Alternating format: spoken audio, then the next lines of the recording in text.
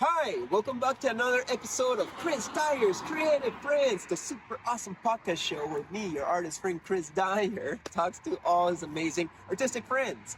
Today I'm in my new hometown of St. Pete, Florida. I'm getting honked on the streets as I admire this beautiful mural by my current guest, Palehorse, aka Chris Parks. And he is an amazing painter, illustrator, brand manager, curator, muralist, etc. But most importantly, he's a very beautiful spiritual brother in service to the Most High.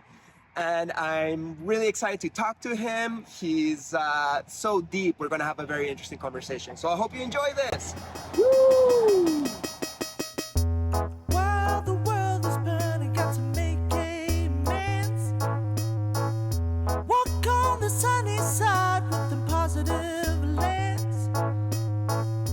Talks about passion between a women and a man.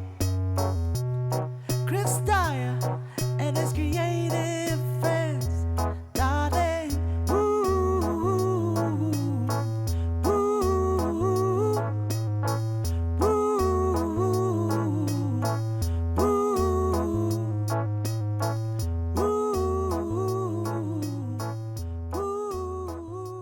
Hey Chris, what's Yes. up, man? Woo! Thanks for having me over your awesome studio. So nice to be with you. Yeah. Honored to be on the show. Yeah, it's so cool to go out to have brunch this morning in beautiful St. Pete, which is your city since a long time, right? Yeah, been in St. Pete for over 2 decades now, and it's nice that it's attracting artists. So knowing that people like you are coming in and enjoying this place, it's really been a spot that's grown up a lot over the years with me. So I'm happy to still kind of be here and have making a difference in the area. Nice. Well, it seems like you've stayed faithful to it through the ins and outs, the growth. Tell me a little bit more about St. Pete, because I'm only here for the last 3-4 months, and you've been here for over 20 years. How have you seen it change in different ways through the decades? So this area has always had it's always drawn a lot of artists and art and music, and so that's really originally what brought me here to St. Pete. Was I used to play in punk bands, straight edge bands, heavy metal bands, things like that. Oh, cool. And yeah, so would play shows at little spots downtown, come out here, and that's where I met my wife, going to shows here in St. Pete. And it used to be very, like small gatherings, but cool, like kind of underground scene here of art and music. And over the years, it's more and more people are finding out about this place. And my wife and I had hosted a mural festival in the area for the last 8 years. So we've brought in artists from maybe 13 countries now and all over the U.S. to come paint downtown. And every year we put up at least, 16 to 20 new murals downtown, so it's been growing and growing, and that's really brought in a lot of new energy. So restaurants open, bars open, gyms, banks, all that stuff opens up around murals. So we've seen the area change and grow. But really, when we first started doing the festival, downtown St. Pete was pretty much like a ghost town. You could park anywhere, a lot of vacant buildings, and it really helped to revitalize the area. And so it's changed a lot. Some people like it, some people don't like it, but it's nice that it's always kind of grown up with us and always been like interesting things around here. A lot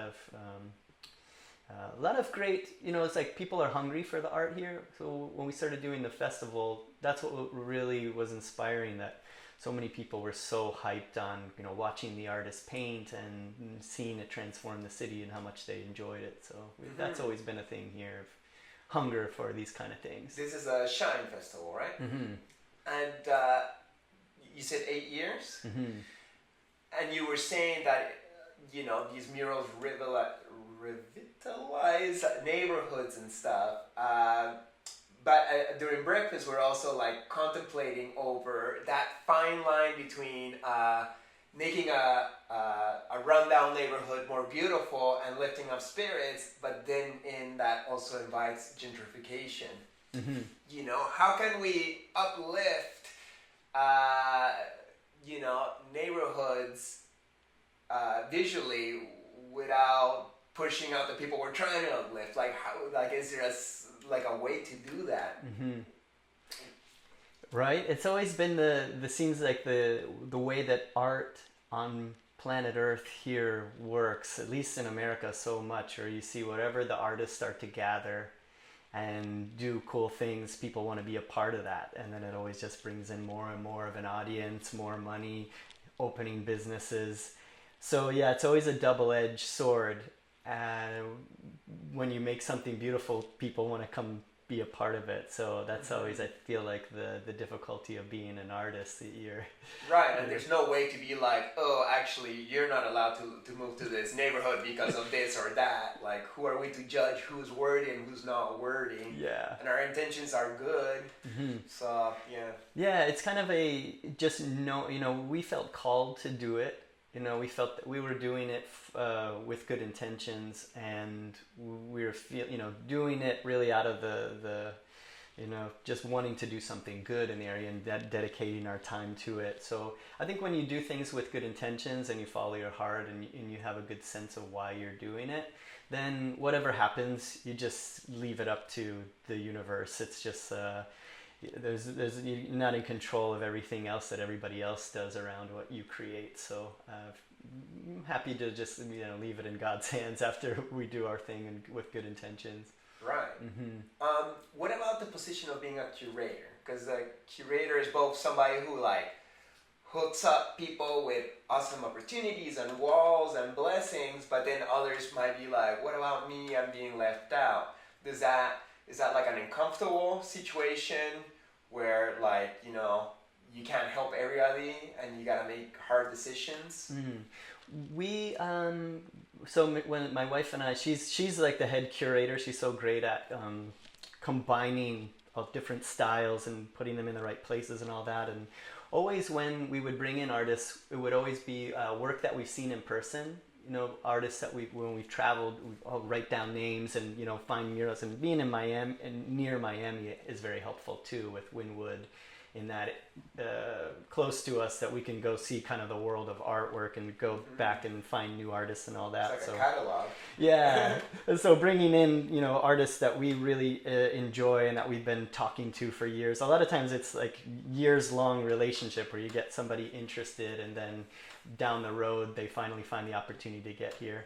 And then what you're talking about, usually it happens with local artists who get upset or that they're not involved. But the way that we've always worked with local artists, artwork that we enjoy and that we like, and seeing people who are motivated and putting in a lot of hard work, and also people that we want to support, like the attitudes that we want to support, the people that are really doing good and championing other people. The people that are complaining and talking shit about other people, that's usually a blacklist for you.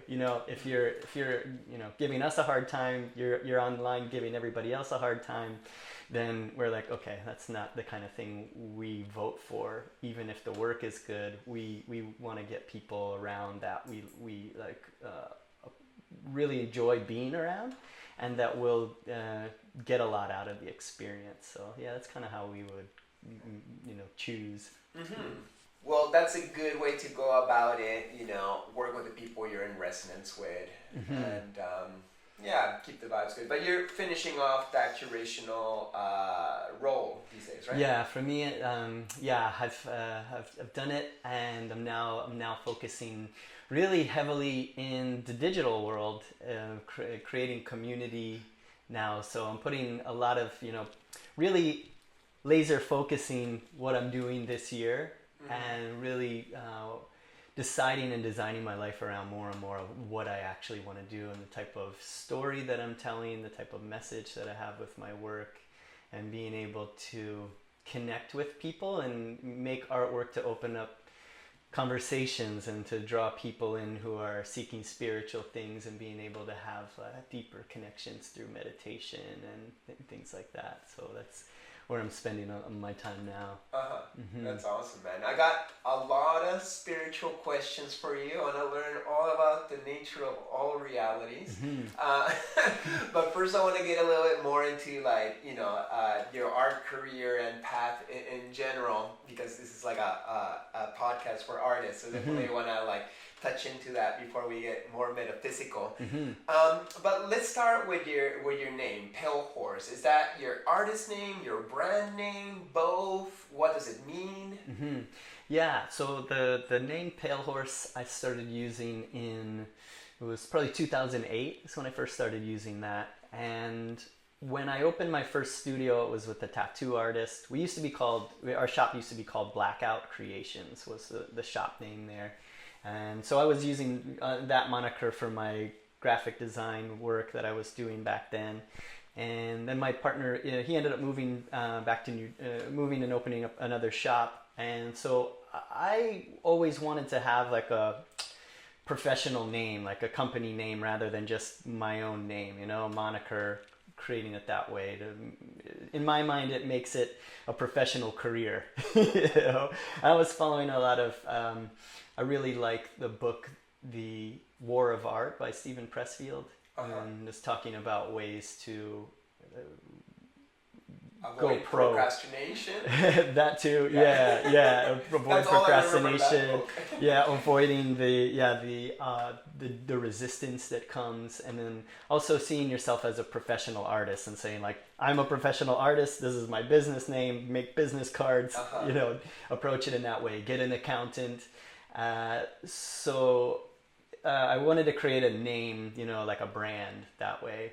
And the name Palehorse, really, it was like back in the day when we used to have iPods, and I was just searching for names, looking through band names and titles of songs just to jog what words kind of stick out to me. So I was just kind of scrolling through names of songs in my list or whatever, and then one popped up, relating to Palehorse, and I was like, oh, I like that. What band has that song? I don't even remember now. It was something. It was it was "Behold the Pale Horse" or something like that was in the title. Sounds very heavy metal.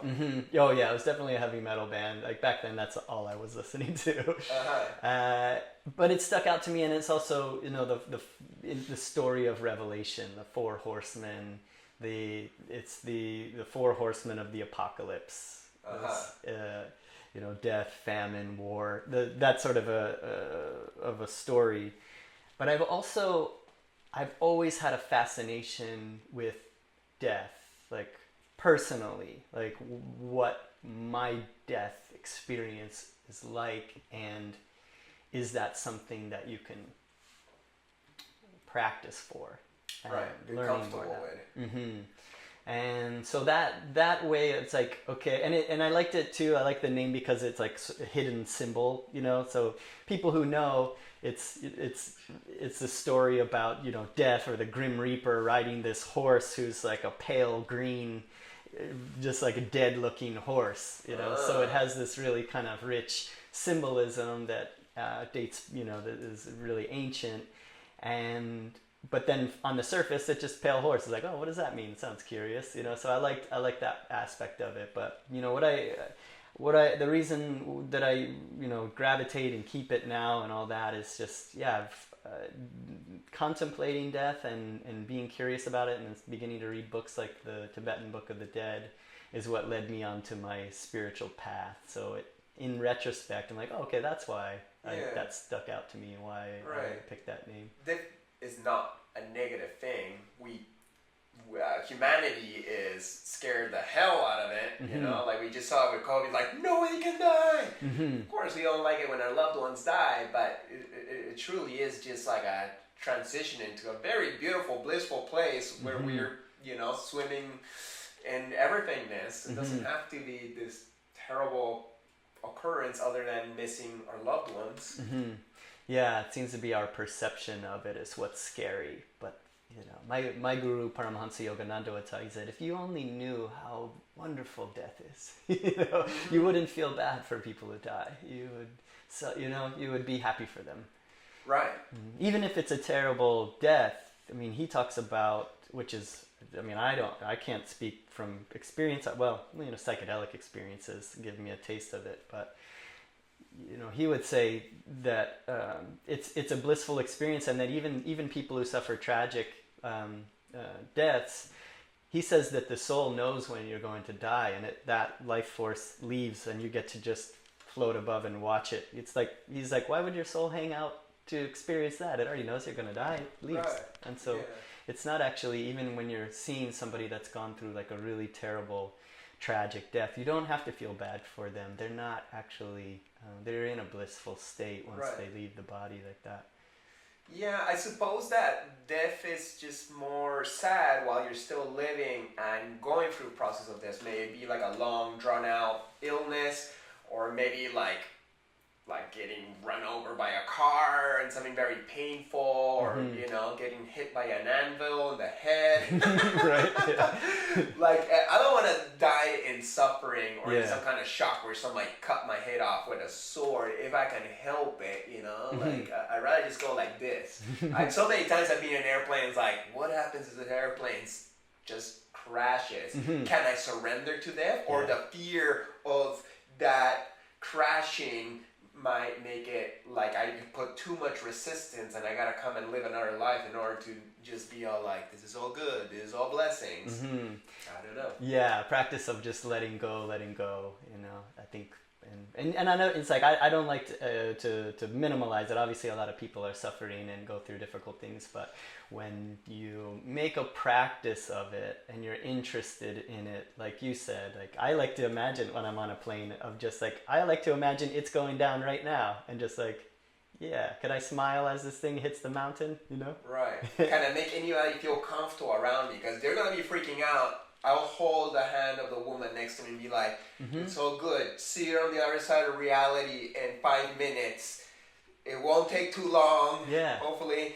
And then we'll just kind of like laugh at it, because that was just a video game, and fuck it. That's it. That's the gift. It's like, if we can do that ourselves, then we can share that with other people.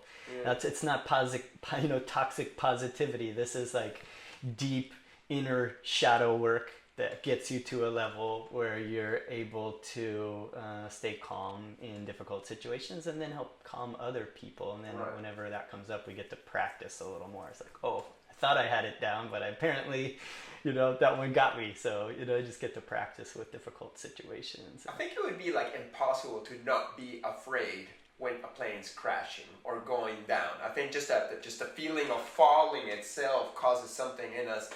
But we can be comfortable with the concepts like, hey, I'm okay dying, and I surrender, and everything's meant to be, and we've been practicing with plant medicines to kind of like let go of this reality as the one reality that's all that matters, and this version is the only one that matters. So yeah, there's so much more, Sorry, I keep taking the artist questions into spiritual realms. That's the level that you and me have always connected so far as I know you. We just go straight into the true topics, and I ask you less about, say, your brand and stuff. But, Chris, tell me about your brand. So, Palehorse is also a clothing brand?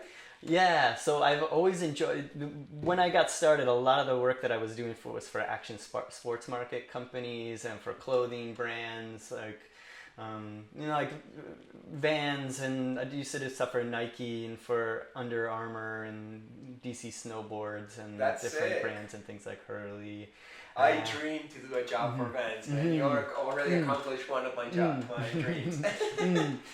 I used to do a lot of t-shirt designs, so that would be my bread and butter. I would have like a bunch of t-shirt designs in the queue. I did a lot of stuff for this brand in South Africa called Iron Fist. Okay. And they do a lot of female like punk rock clothing and things too. So I'd always been making a lot of clothing, and I always wanted to start making my own. And so, I kind of bit the bullet on that. I was like, all right, I want to start making my own clothing. And the thing too for me is like, I'll spend a lot of time making all these great designs for, say like a brand like Hasbro, for like G.I. Joe and Transformers, and you work for them? Yeah, Whoa. making shirts and things. Oh, you that's know? so cool. Yeah. Have you done like Transformers and G.I. Joe t-shirts? Yeah, and That sounds sick. GI Joe, Transformers, some stuff for Legos. Oh, that's so those fun. as well. Yeah. Oh, Thundercats was another cool one, and like Blizzard Entertainment things.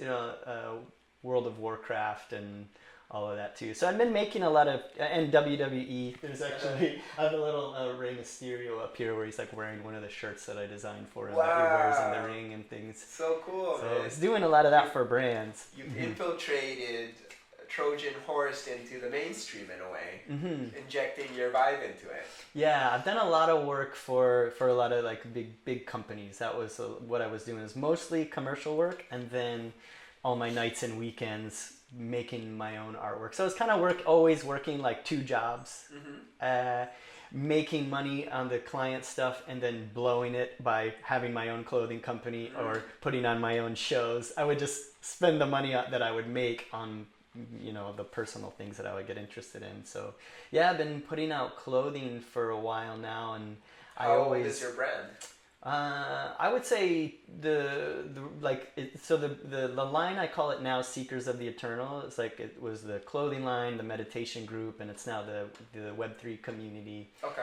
And so all under that umbrella. So officially Seekers of the Eternal began in 2017. I'd say 2010 is when I started making clothing, apparel stuff. And it's by Palehorse. It's not Palehorse the brand. You gotta separate those. Yeah, so I call it Seekers of the Eternal. So I always wanted it to be more about like us than you're wearing a shirt that's just about me. Oh, okay. So making it like a group thing, and that way too, like it's not branded all over. So you can own like a bunch of shirts that all have a similar vibe, but they don't. It's not like obviously Palehorse all over it. It's more about the community and meditation practice, or like this one is like deities, different deities that I work with in my meditation.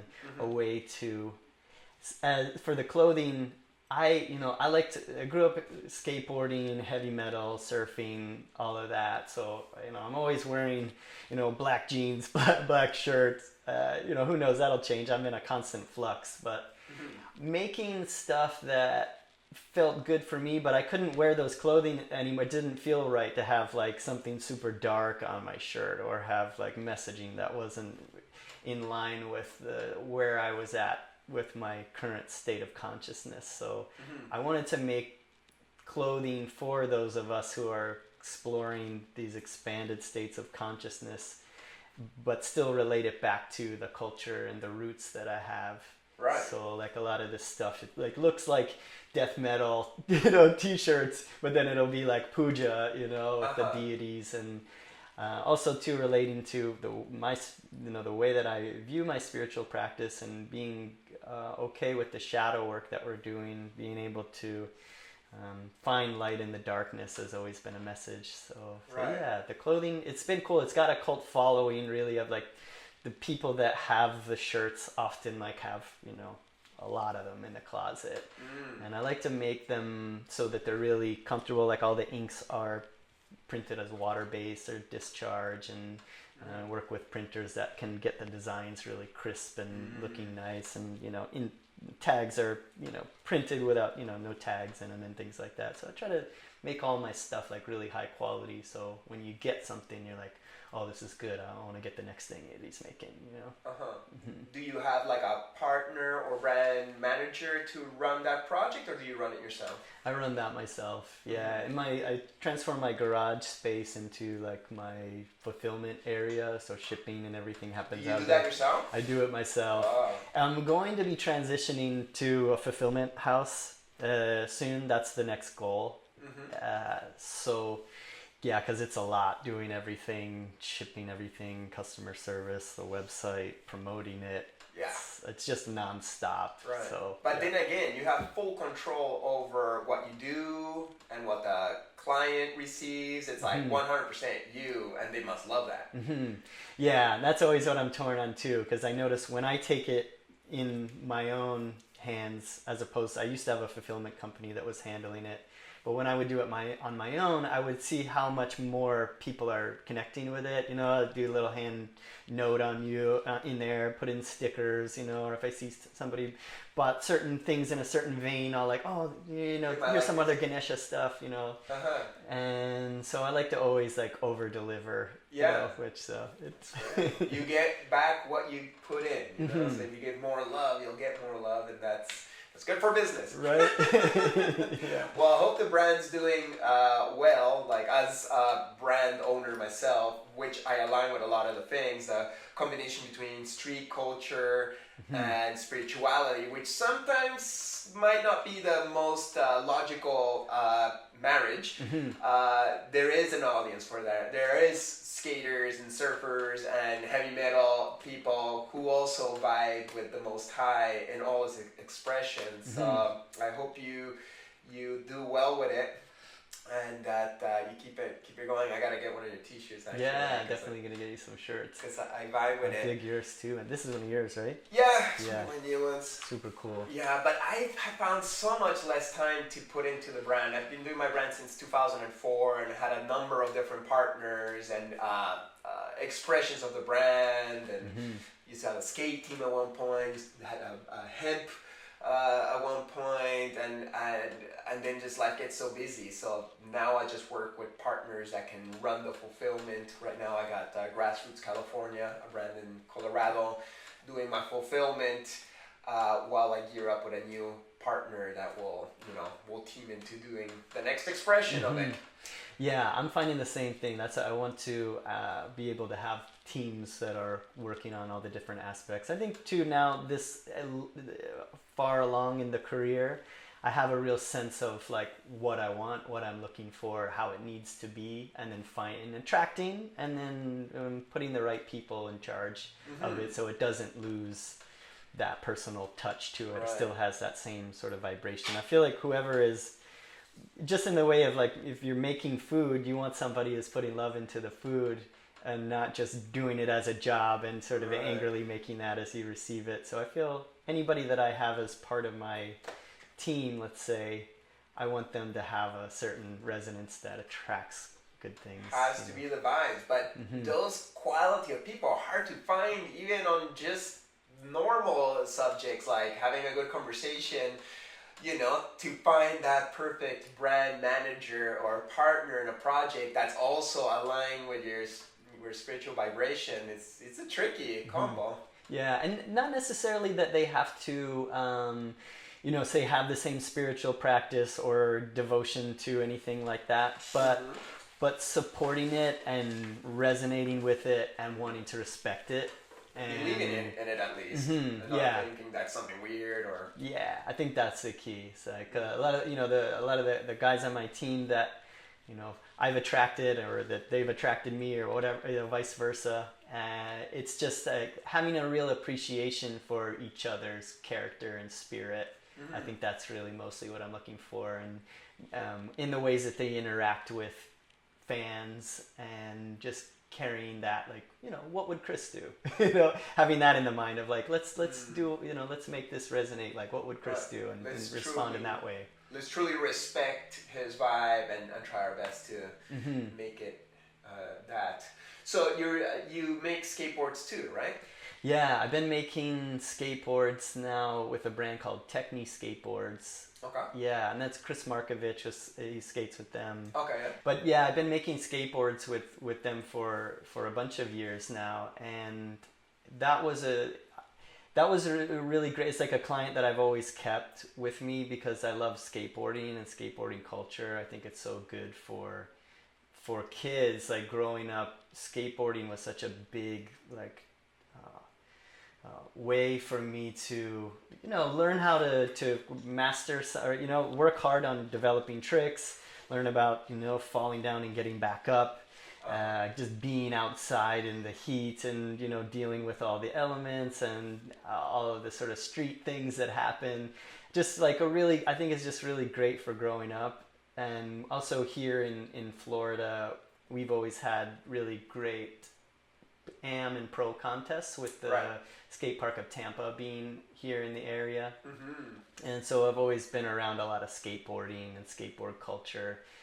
Really appreciated it. So I'd always wanted to work on skateboards. So when Colin from Techni, he hit me up and they were just starting the brand, and there was no name, there was no nothing. He had seen some of the artwork that I was doing and thought that I would be good for making skateboards. And so I worked it out with him. There's not a lot of money in skateboard graphics. So I worked it out with him. It's like, okay, I really want to do this, but I don't want to go broke. I can't really just spend all of the hours that I spend on the artwork just for a skateboard. Yeah. So the way that we worked it out was like, I make a lot of gallery work. When I'm making my gallery work, I'm going to have in my mind this like skateboard crop in mind, Yeah. So I was like, I'm constantly putting out new work. So if you're cool with it, we can do a licensing where whenever I'm putting out new work, I'll have like a skateboard version of it. So every time I'm making something, I'm thinking about that center also being a great skateboard design. Right, that's smart. Yeah, and since you're doing it digitally, you can move elements around to fit the different shapes. And then after a while too, like I made specific series for skateboards and things, So and Colin was always really great about paying me as much as he could to make it work, and then doing series. So we would do like 7 decks at a time and put them out that way. Right, so it adds up. Yeah, and then I also would I would buy them wholesale from him and then sell them in shops or do like hand embellished decks. So just finding ways to stay in that culture, be able to create skateboards, and then also find like ways that make it profitable for me at the same time. Right, sounds good. Do you still skate yourself? I don't skate anymore. 44 now. I've had 3 hip surgeries and a hip replacement surgery. So always skateboarding. I grew up. I actually was born with hip dysplasia, so I had birth defect with my hip. So I've always had. The doctors told my parents I would never walk until I get the hip replacement and all that. So having things like that, I just always grew up with never listening to people who said you can't do this or you can't do that. Was as soon as I in between surgeries, as soon as my hip would work, like I'd go learn how to surf or like try to skate or and figure out ways to do that. So I'd always been dealing with the disadvantage of it. And then when I got my hip replaced, it was just like, okay, I don't think I don't have you don't have that fearlessness anymore when you were younger of just ollieing stairs and all. I was like, so I've hung up like trying to skate anymore, but I love still watching skateboarding, going to contests and designing skateboards and stuff and hanging out with skateboarders. I'm in this dilemma where I can still skate, but I got a bad knee. And I've been going to get a massage, trying to like repair it, but it seems like it gets inflamed quite quickly. And the wise part of Chris is like, Chris, maybe it's time to let go, maybe it's time to stop skating. And the other part of me is like, no, I need to fulfill my dream of getting a mini ramp in my backyard and invite my friends over and having jams. Like, this can't be over. Please let me skate a little bit longer. So let's see where that all goes. Yes, yeah, I know. I always have those like dreams too of different things. But yeah, like learning like which ones are right to let go and be able to focus more on what I want to do, or what I should be doing. At the end, it's like identity once again. Like I have to be able, if I'm ready to die, as we were saying, I should allow myself to let the skater part of Chris die.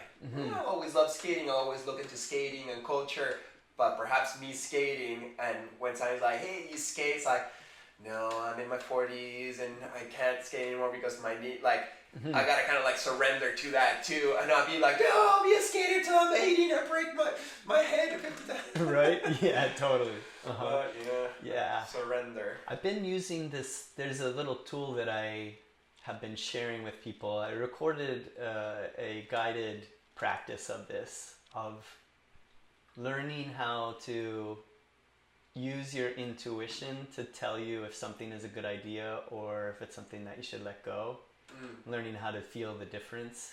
Say having an idea like that should I turn my backyard into mini ramps and have parties and, you know, like this thing that you're really excited about emotionally, and then using a meditation practice to calm your mind, and then holding, you know, once you get into a place where you're feeling in your heart, your mind chatter is quieted, and then holding that idea up to the consciousness and then asking, like, is that the right thing to do?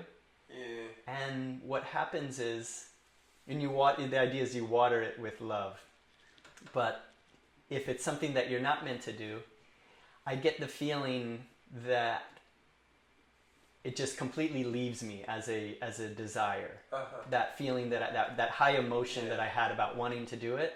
You know, like when you go down, say, imagine that you did that. You went ahead and you were like, I'm going to build this. All right, I'm great. This is wonderful. And then now you get busy. You're never using it. The dream that you had, it's never, you know, people aren't coming over to skate because you're just traveling and making paintings and doing all your work. And you're like, man, why did I spend all this time and energy and money on it? I found that I can have that feeling right after the meditation of asking, that feeling of regret. And then it's like, oh, no, I don't want to do that anymore. And that emotional connection to it just kind of fades away. And it's been a helpful for me because I, in the past, have tended to be really spontaneous. Well, I'll continue observing, but a part of me is like, just wants to do it, perhaps to fulfill the want of an older version of Chris.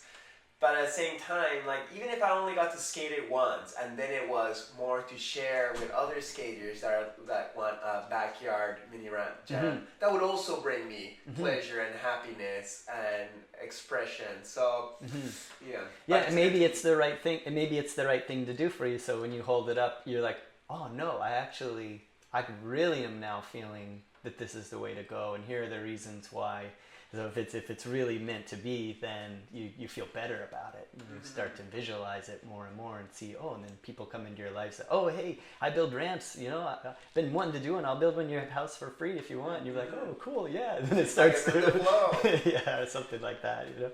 So Chris, tell me a little bit about how you learned to do what you do. It seems like your style is obviously Hindu influenced spiritual deliveries that have a foot in graphic design or graphic work, but also you got calligraphy and kind of like a tattoo vibe. So what was your schooling? Did you go to an actual college?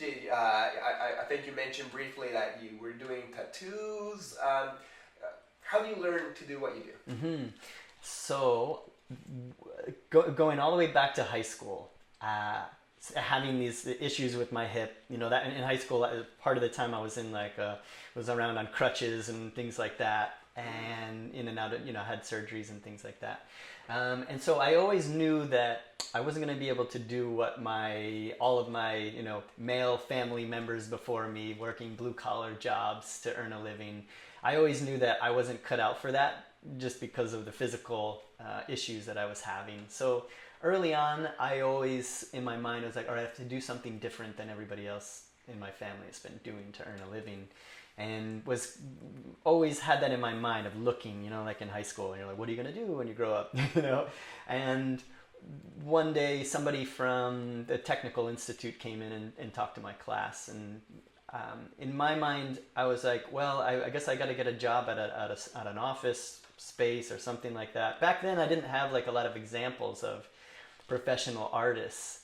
When I was in high school, it was like I graduated in, 1997? Yeah, that's when I graduated. So computers were just coming out, you know, it's like the beige apples, it was floppy disks. I'd never even heard of Photoshop or anything Corel like Draw that. was the thing back then. Yeah, PageMaker, Corel Draw. And so I you know, I was thinking, oh, being an artist would be an interesting thing to get into, but I can't earn a living. I need to like think about a career. And so somebody came in and started talking about graphic design and being able to work for companies. And I was like, okay, this is my thing. So I'm gonna start going to technical school. It was great because I got to leave high school and go to the technical school. And when I went there, I just devoured like Photoshop and Illustrator and PageMaker at the time. They used to have these tutorial books called Photoshop Bible, and just go through those, doing all the tutorials in them. So by the time I was a couple of years in there, the teachers are asking me questions, because I just was like, this is what I'm doing. I'm going to be a professional artist, a graphic designer. And so I was learning as much as I could, and really getting into the programs and stuff.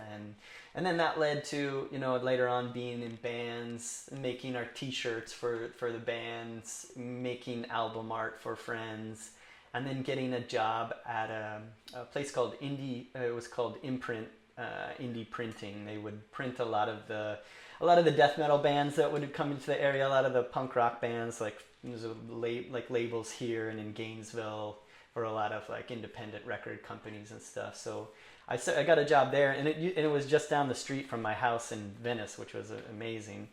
And so I would learn how to separate films and do printing and all that kind of stuff at the printing company. And so that was an education there. And then later on I got accepted at Ringling College of Art and Design in Sarasota, which is really, it's one of the top art colleges around, and that just happened to be pretty close to, maybe a half an hour away from my house. So I went there for graphic art.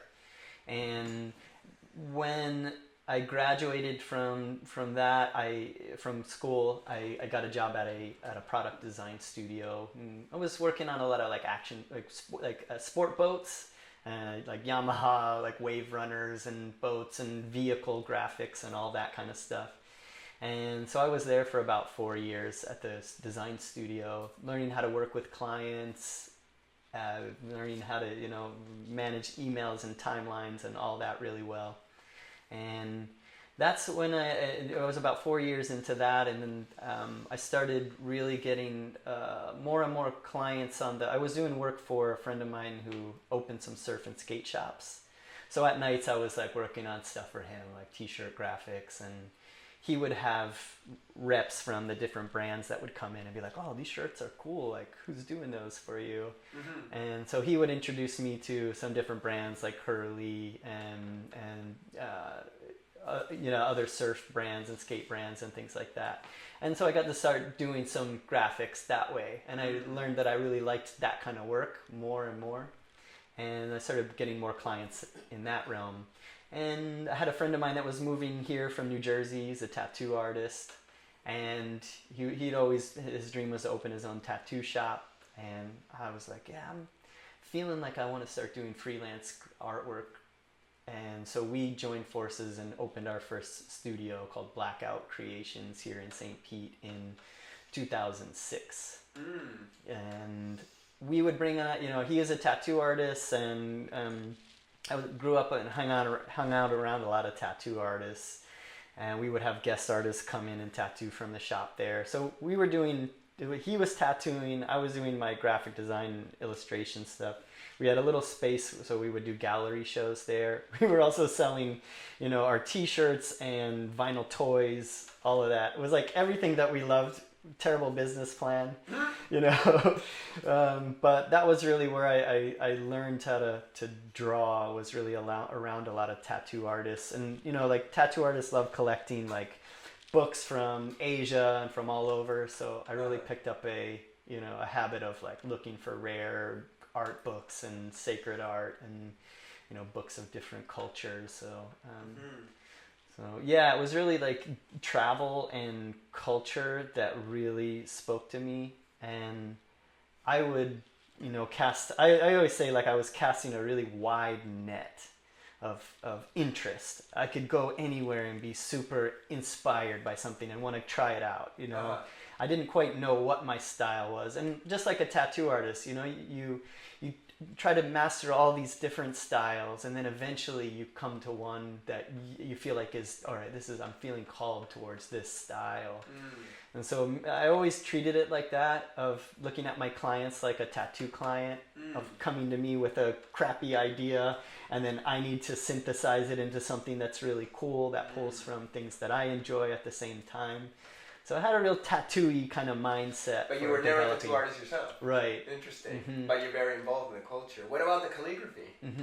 So I've always been a fan, like a so with the graphic design, I've always been a lover of typography, and that had developed, I was creating a lot of logo types and a lot of like hand-drawn logos for different brands and bands and things.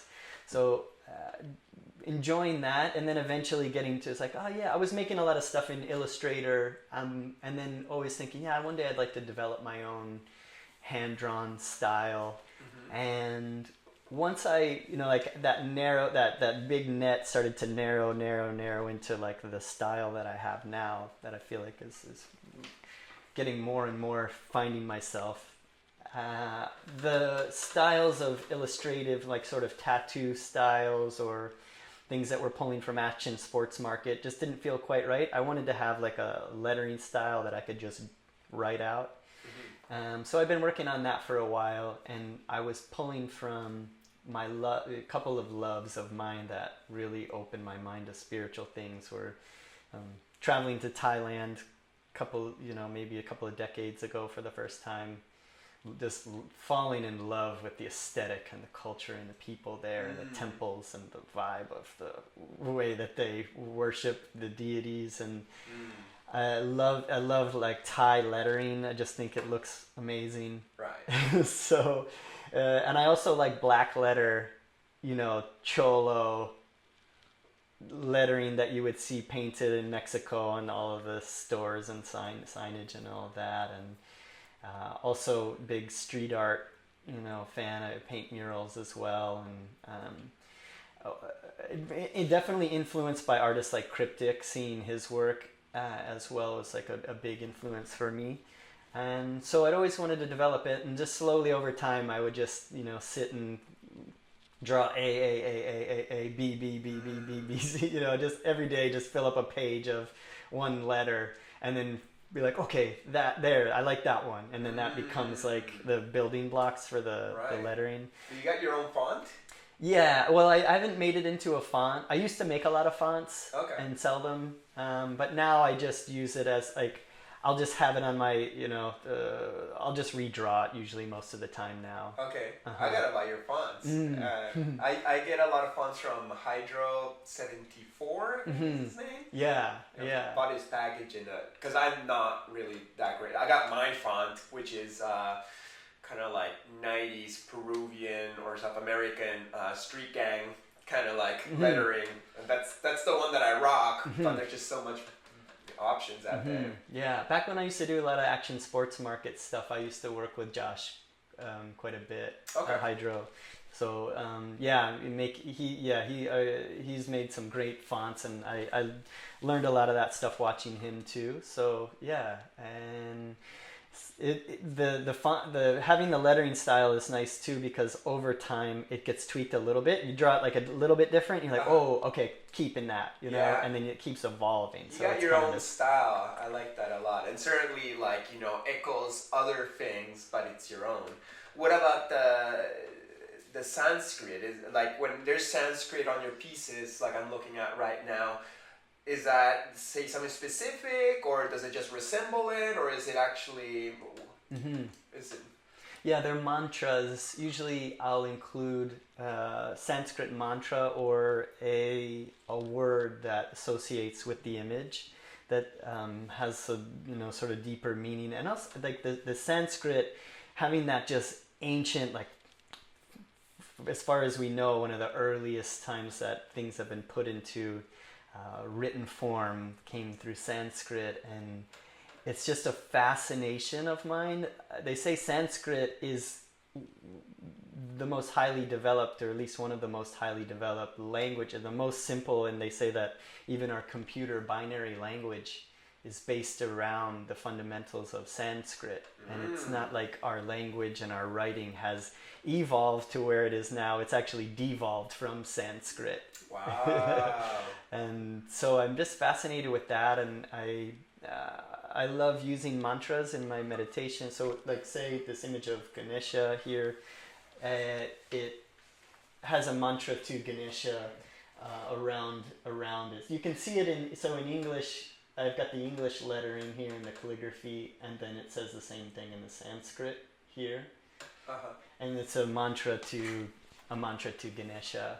And I found that the way that I got into working with deities, when I was casting that large broad net, I was tuning into a spiritual teacher named Jason Louv. And he gives a lot of courses and training, like online training for different metaphysical powers, let's say, And he had one in there about chaos magic and how to use chaos magic for creativity.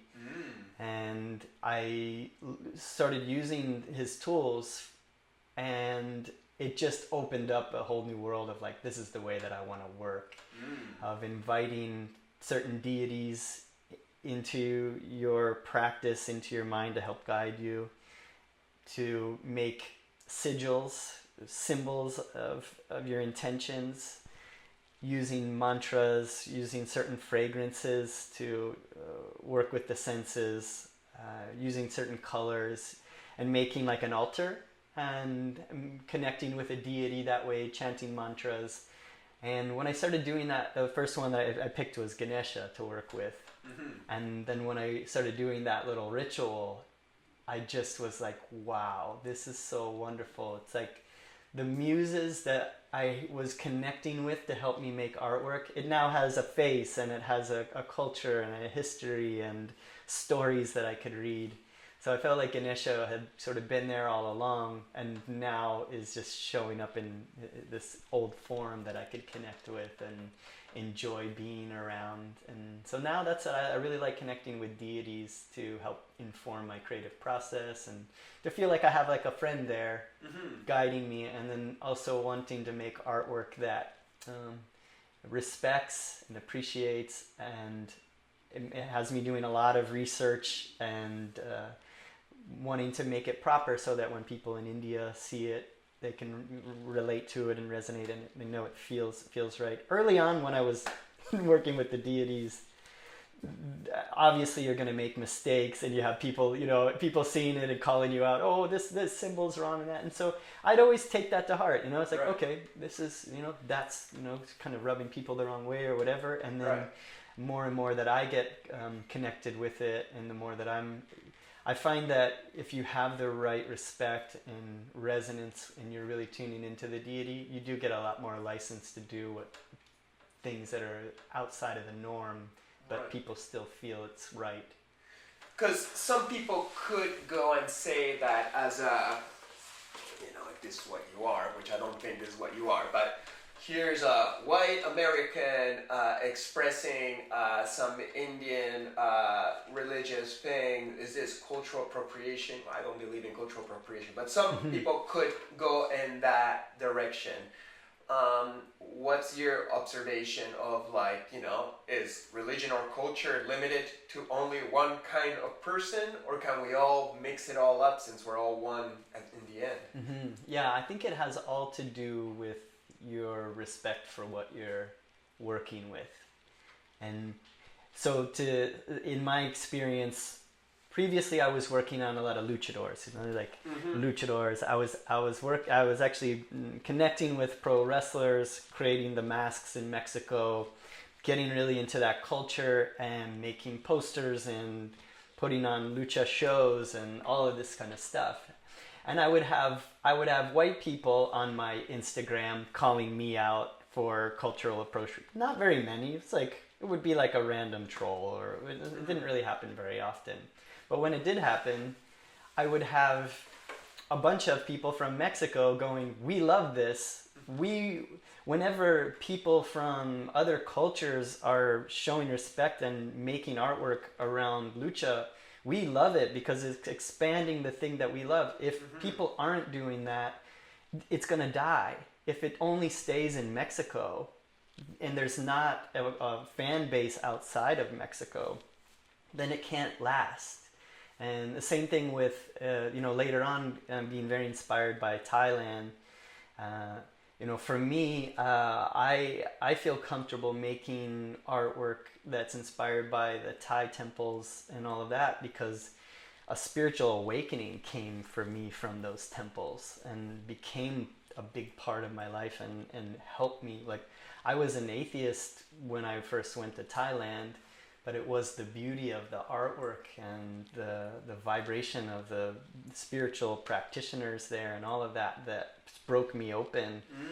And so I feel like if you're doing it out of love and you're looking to find yourself, I believe that we're all just spiritual beings and souls inhabiting different bodies. Right, like is the essence of us, the color of my pigmentation of this current, body, or the country I was born in, or perhaps I'm connecting to my past life in some other land that, perhaps you were Thai a couple times already, and going there, woke you back into that, reality. I think so. I mean, we've probably lived so many lives. I like that movie Everything Everywhere All at Once, where they were verse jumping and jumping into different. Yeah. My brother and I, we like to just assume that that's real, that we have this ability and that we have lived all of these other lifetimes.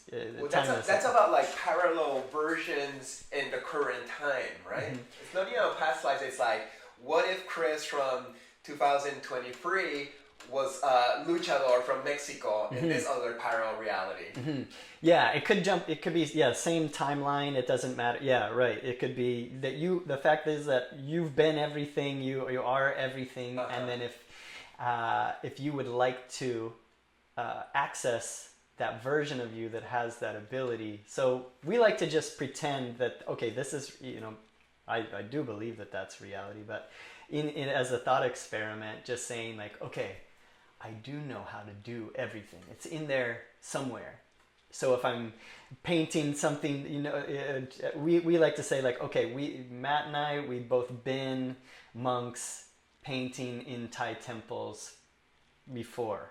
We know we've mastered this. So then when we go paint something, we just pretend that we have this skill to help make it happen faster, So once I really decided that the Thai shapes, the patterns, the styles, it's also combined with Tibetan Thangka paintings, because the Tibetan Book of the Dead was another early big catalyst for my spiritual path. So it's a kind of a combination between the Tibetan Thangka paintings and the Thai ornateness that I like, because I'm a more is more kind of a person.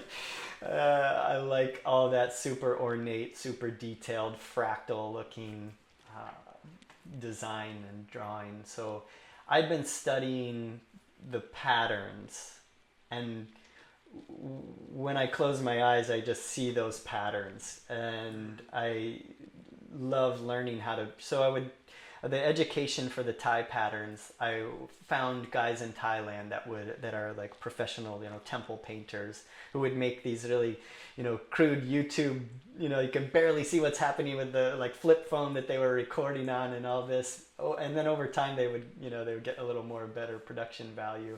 There's a guy named Perd Artist who was making these YouTube videos, and he's an incredible, he's doing sculptures and all of this kind of stuff. He would just put out, here's how I make all the patterns, and I was watching those and then making the grids and drawing all of those and just repeat, and then learning that if I learned the fundamentals of that pattern, that it could just build on itself. And so that's what I'm doing now. I also work with 3D modeling to get the poses down. So what I'm doing a lot of times now is I look at I look at very traditional Hindu sacred art paintings of how the deities are. I look at a lot of the poses and symbolism, and I make 3D models to match it, so I could get all the anatomy really nice, get the hand gestures right, and then I do the patterning on top of that. And with my kind of style, with the screen print, big thing of my style is I want to be able to screen print it. I want to be able to hand paint it.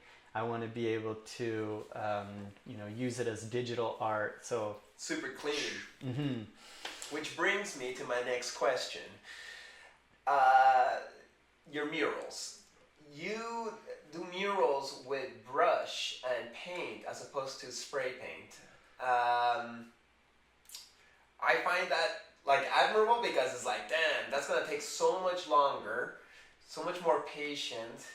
And I'm really intrigued by your gold. I want you to tell me, where do you get this gold color, and why are you doing it with brush as opposed to spray paint, which would be quicker? Yeah, when with the mural festival that I was running, it gave me a lot of time because I was always the hands on deck when I was doing that, and I got to see so many artists' styles and methodology, process, and get a sense of where I would fall. And I would see people painting with brushes, people painting with aerosol. And I have a practice wall in my backyard. Before I started painting my own murals, I was doing practice with cans, trying to see if I could get the right look with it. And then also seeing what I enjoyed the most of the way, my style is all also built around what I enjoy doing for long hours.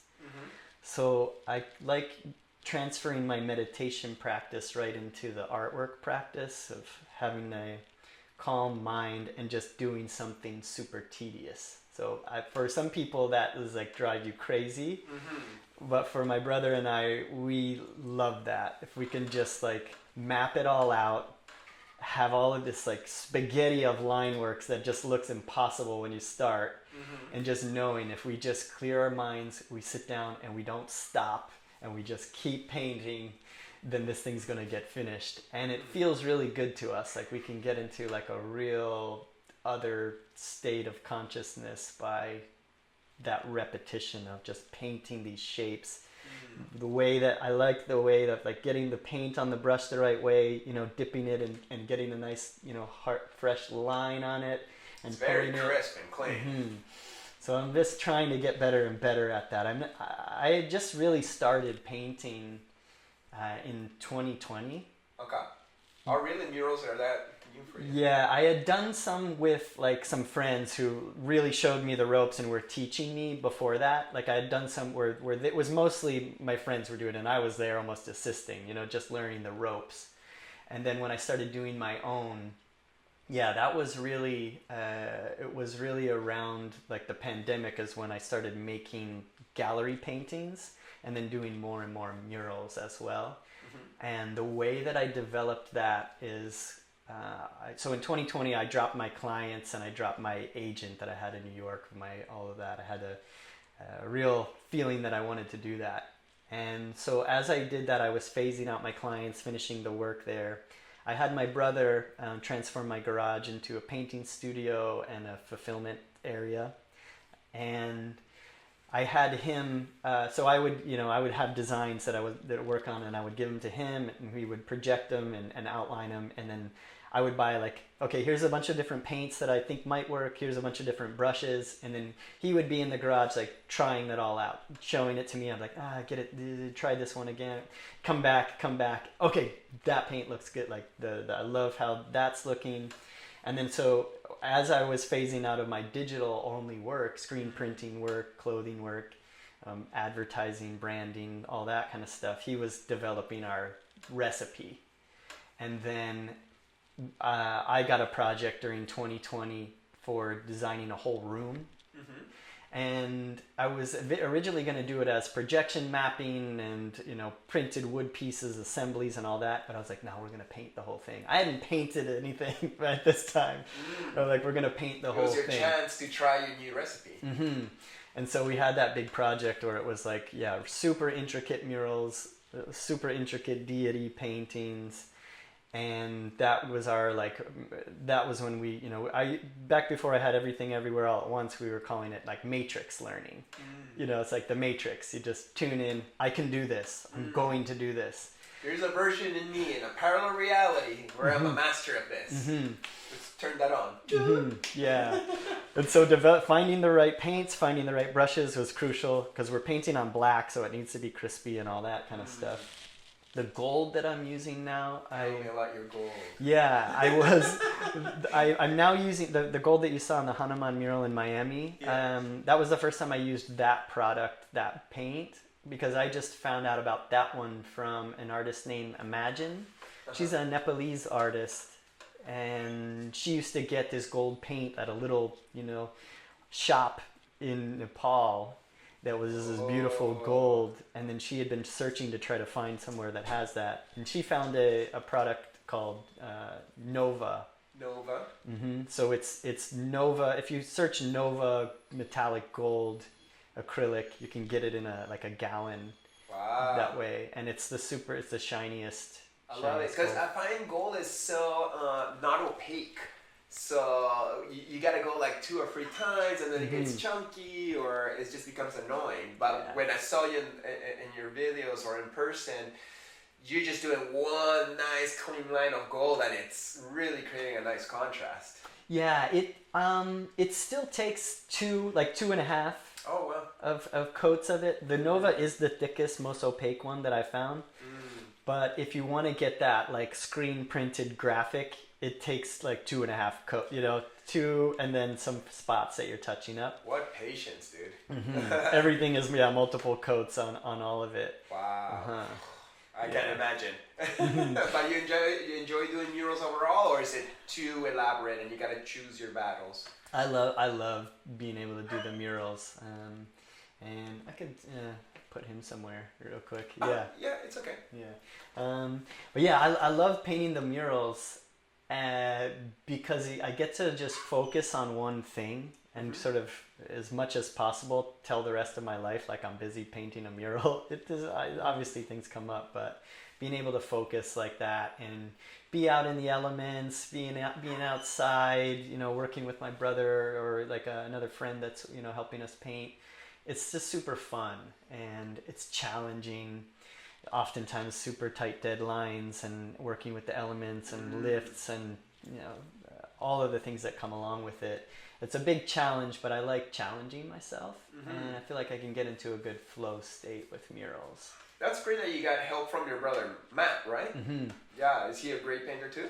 Yeah, he'd been painting houses, just solid color painting houses for 10 years, and he was going through a difficult time, just mentally, things that he was going through, and I was preparing to paint a mural. I had him come up. He was coming over. He started meditating with me and things, and he had come over, and I was just working on the piece, in my backyard, the practice wall, and he was painting with me, and I was like, "Dang, dude, like you're better at this than me." And he wasn't painting artwork at that time. He just knew bucket paint. Bucket paint guy, and he's good at he's very meticulous and careful, and so I was like, yeah, I think you could do this. So a cool thing too with him is that we had I'm gonna move him because he's getting distracting. I'll be right back. Totally. Yeah, sorry. So working with your brother. Yeah, so with Matt and I, when we were younger, we actually had like a falling out between, just, brother stuff. Happens. Yeah. And it was years later, it was just, meeting up with the family for Christmas and things like that. And we got to talking and realized we had a lot of similar interests. We were both practicing with psychedelics. We were both, doing different meditation techniques and things. So we were really connecting well. And I had told him that I've been having friends meditate with me at the studio, and so he was living about an hour away from my studio, but he would come up every Wednesday and meditate with us. So we started really bonding a lot with that. And one of the nights after the meditation, I had this full visual of like him and I painting murals together and making artwork and all this kind of stuff that we're doing now. But I didn't tell it to him, you know, for like a year or so, and I was always kind of seeing if that was going to be a real thing. So when I saw, you know, his abilities to paint and all that, I was like, okay. So then I told him about the vision that I had, and that I think we're supposed to be doing this together, and I had an upcoming mural. So we started practicing for that, and then we got to do our first mural together, which was a pretty ambitious one. And he like picked it up really fast.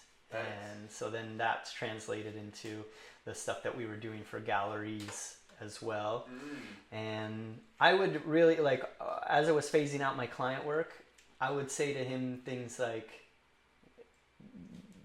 what the artwork is going to be about, like when somebody's looking at this work, because we were painting mandalas, we were painting a lot of the Thai patterns and hummingbirds and deities and that.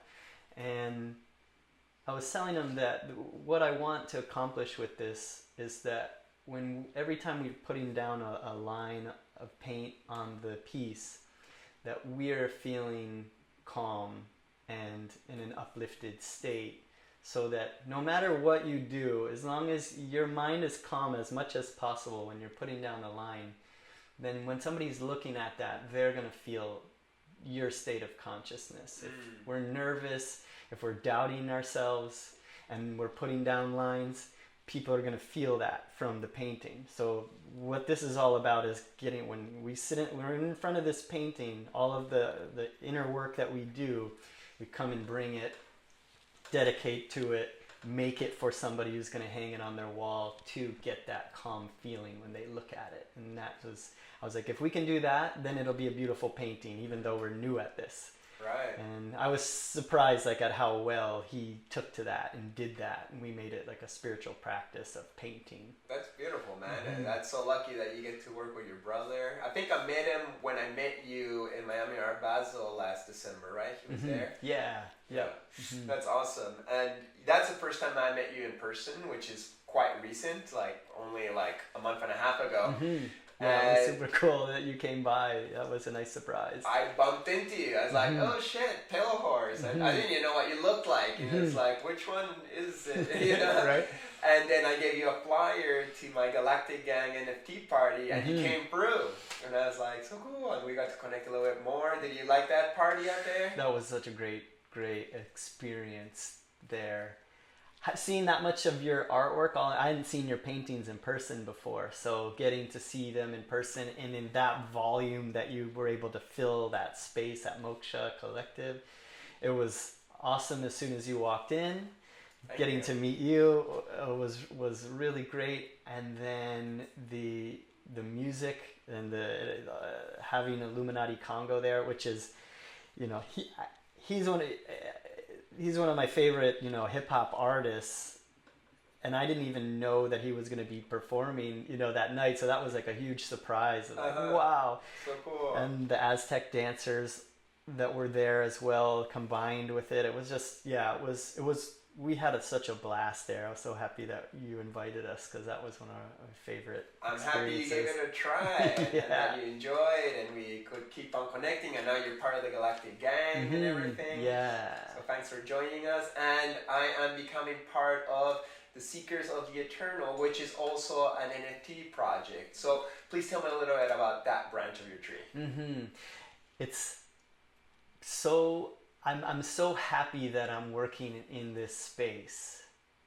It's taken a lot of time for me to get to a place where I understand it, and I understand why I'm in this space. Like at first, when I heard about NFTs, I, of course, like a lot of us artists, turned off by what you were seeing with just these profile pics and just, you know, artwork that didn't have a lot of effort put into it.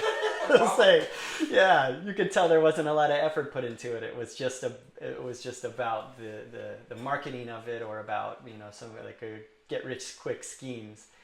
So I was turned off by it and wasn't interested in getting into that space. But the more that, you know, and my wife helped me out with it a little bit, is like, Chris, you've been making digital art for 20 years.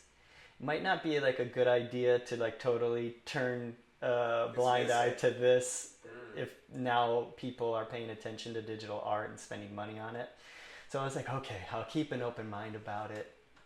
And that was another time I had I put my brother on the research. I was like, okay, research Web3, research all of these NFT projects, like what they're about. Get your mind around, like, why are people buying these? What's interesting about it? And so I would have him do that, and we would talk about it and meditate about it. And more I was like, oh, okay, I could see me getting involved in this somewhere. You know, it's all about doing it in your own way that makes sense for what you're doing and what your message and your story is. Right.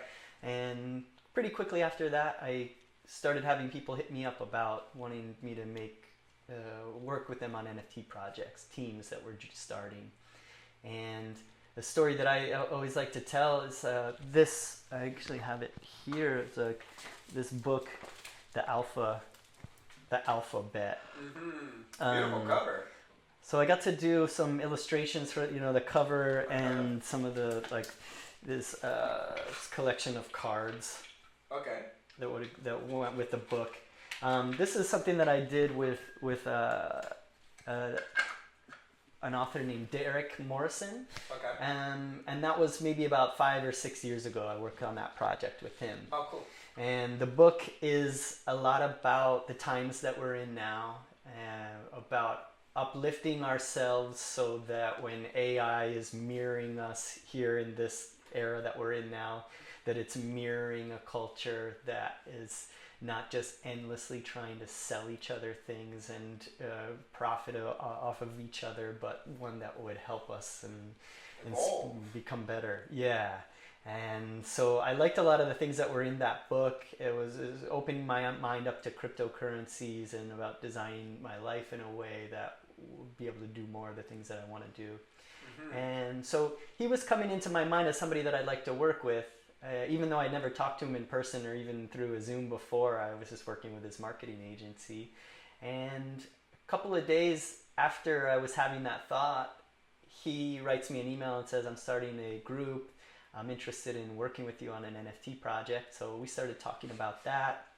Started connecting with, he had built a team of friends of his that he'd always wanted to work with in different parts of the world. Some are in Toronto. He's in Scottsdale, Arizona, Derek, and I'm here in Florida. So it's nice, you can have a team of people that all live in all different places. And I was interested in starting NFT work, so I started pitching what I would do. I'd always, when I went to Thailand, seeing this monkey deity in the temples named Hanuman, it stuck with me. It was like planted a seed that never stopped growing, and I get more and more curious about it. And I'd always wanted to do a long-term project on Hanuman, the monkey deity. And given that these huge NFT projects, like they wanted to do like an ape project of some sort, right? So I was like, well, if you're gonna do an ape, I should do the monkey for you, man. Right? Yeah. This is the only ape that we should do. He's the god of the monkeys or apes. At first, they were coming to me about a monkey project, so it just happened that I just naturally wanted to work on a monkey project. And it's not like I came up with the monkey to capitalize on that, but it just happened to coincide with what was currently on trend. Right. And so I started telling them about this story of Hanuman and how it's a reflection of our own journeys, of us as heroes in our story, and how much of a lore that we could have around this. And the fact also too that it has such a massive audience in the East, but here in the West, most people never heard of the Ramayana or of Hanuman. And so having this that we can pull from, this rich culture and this rich story and everything, it made so much sense for me. And so now that's what I've got a great team behind me. Everybody on the team has a different superpower that lends itself. They have so much good insight and experience of being in the crypto and NFT space and being like true fans and collectors of those things, and having seen the rise and fall of all of that. So I personally am just still getting my feet wet with the technology. But what I'm learning to really love is the community aspect of it. Being able to connect with people who are attracted to the art, that want to have deeper conversations around it.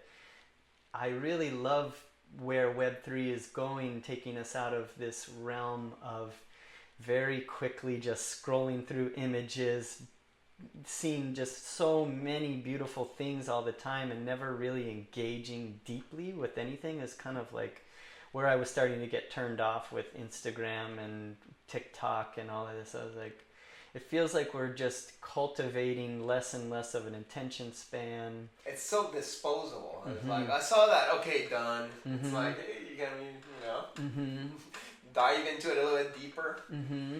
And having to a way to, like, how do you stand out in a world now where there's so many incredible artists and everybody's just so used to seeing amazing things all the time. And I want to have these, like, I want to put a lot of depth into the work that I'm making. I want to have these cool, like, conversations. So for me, it seems like the Web3 space is more geared towards that. You can have a captivated audience where we're also co-creating what this thing is. I really like it. And then also being now in a place where the markets have gone down. We call it, we don't say we're in a bear market. We call it, we got a build market. We got that from some others that are like, no, this is the time to build. When it's like this is when the people are behind the scenes building the future. So when it comes back, there'll be so much good stuff. So the people that we've been running into, going to conferences and meeting groups like yours, it's so encouraging, because before it was more of a money grab. There were so many fake players in the game that weren't in it for the right reason. Now, if you're spending all your time building and creating and cultivating a community, if you're doing it now, chances are you're not just in it for the money, because there's no money right now. Right. And they will be there and grateful when things go back up. Yeah, so it's been really encouraging, and we're just getting to have just super great far out conversations with other people who are building, and I'm just enjoying it. And it's becoming where, for me as an artist, being able to do more and more of exactly what I want to do, and then having an audience that's coming along, co-creating with me, feeling like a part of it. That's where I see it going more and more. So I think, like you and I maybe are a bit pioneering in this world of artists that have been in the game for a long time that are now making images as collections. I want to help show that to other artists, that it can be used for good. Look at the way that you can connect and do more of what I want to do, more painting by making NFTs, Right. I find things like NFTs or AI or Web3 or the metaverse, these are not good or bad. It's gray areas, and we bring in our intentions and medicine, and we turn it into good or bad. So if we only let the quote-unquote bad people, which is a judgment in itself, because everything is good at the end of the day in this hall of mirrors called reality, if we bring our good intentions and love, we can only put medicine in new places for the people who are looking at. And I found, at least in my own project, the Galactic Gang, there's been so much goodness going around, even between members. It's not even about me anymore. I'm just a space holder and the art's there, but they're talking between them. They're coming together and forming great relationships and resonance and backing each other up. They're finding their community in a place that they might even not known that they could find that. So I love that. So tell me, Seekers of the Eternal NFT, this is 5,000 NFTs that you're launching when? It's going to be launched in March, so we're going to set that exact date, but it will be done, it's going to launch in the month of March. And we currently have a Genesis Pass, which is a coin with Ganesha on it, spins, and it's got some rarity to it, so there's like 5 or 6 levels of rarity. And so those, you can currently find those. There's I think 1% of them are on the floor now. A lot of people are holding them, but you can still get them relatively, actually really cheaply, because we did a free... Just because crypto's down in general. Yeah, and we did a free mint with it.